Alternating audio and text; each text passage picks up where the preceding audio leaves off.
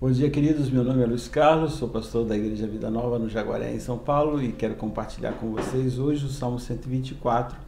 Faz parte da seção dos cânticos de romagem, isso é, dos cânticos que as pessoas cantavam quando iam em direção às festas, e ele diz o seguinte: não fosse o Senhor que esteve ao nosso lado, Israel que o diga, não fosse o Senhor que esteve ao nosso lado quando os homens se levantaram contra nós e nos teriam engolido vivos, quando a sua ira se acendeu contra nós, as águas nos teriam submergido e sobre a nossa alma teria passado a torrente, águas impetuosas teriam passado sobre a nossa alma.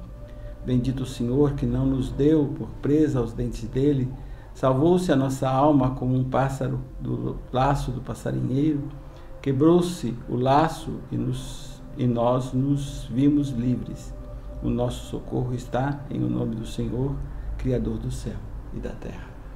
Esse salmo fala, possivelmente, é uma referência ao livramento que houve quando Israel cruzou o Mar Vermelho, porque ele fala dos inimigos que os perseguiam e que as águas poderiam ter submergido a vida de todos eles dentro daquele processo traumático, com certeza, tenso também, porque diz o texto que os exércitos de Faraó vinham ao encalço dos israelitas e na hora H eles precisavam de uma saída e Deus os havia colocado numa sinuca, isso é, num buraco, num lugar que não tinha saída, a não ser confiar em Deus. E muitas vezes Deus nos coloca assim, nos coloca entre a cruz e a espada, nos coloca entre uma situação que não temos saída, a não ser olhar para o alto e pedir: Senhor, socorre-nos.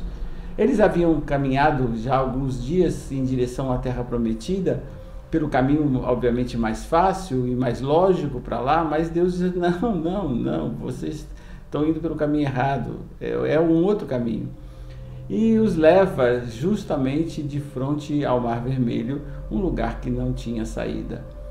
E o texto diz que o povo começou a se inquietar quando os atalaias avisaram que havia gente vindo ao encalço deles, os exércitos do Faraó, o maior exército do mundo daquela ocasião, ao encalço do povo de Deus, o povo mais pobre. Se você pensa assim, o povo mais rico e o povo mais pobre, no fundo é o que cada um de nós pensaria a respeito da nossa própria sorte. Estamos destruídos.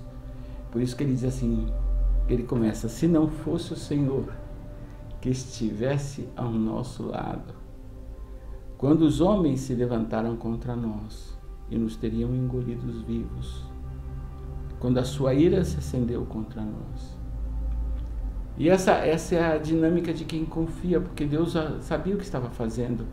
E talvez a gente pense ou perceba que muitas vezes, em algumas situações, questionamos: onde está Deus? E Deus está no controle, está dirigindo os nossos passos, dirigindo as nossas atitudes, isso é quase, não a maioria delas, porque muitas das nossas atitudes são equivocadas, mas naquela ocasião eles estavam sendo levados entre a cruz e a espada, e a cruz foi o modo com que Deus, o cajado, né, de Moisés, foi a maneira como Deus usou. Fala ao mar, e ele vai se retirar. É muito interessante, porque em outro salmo diz que a natureza contribuía para o caminho do povo, para a passagem do povo, para a redenção do povo. Por quê, né? Porque a Bíblia diz que a criação espera os dias da sua redenção, e eu acredito que ela coopere para aqueles que andam no temor do Senhor. E é isso que aconteceu naquele momento, né? O mar foi e se retirou, e o povo pôde passar em pé enxuto naquela situação toda. E ele disse, né: o nosso socorro está no nome do Senhor, Criador do céu e da terra. Saiba isso, né? Quando você anda em direção aos propósitos de Deus, o céu e a terra e tudo que há nesse espaço, mesmo diante das opressões, mesmo diante das situações difíceis, certamente vai contribuir para que você chegue seguro do outro lado. Deus te abençoe.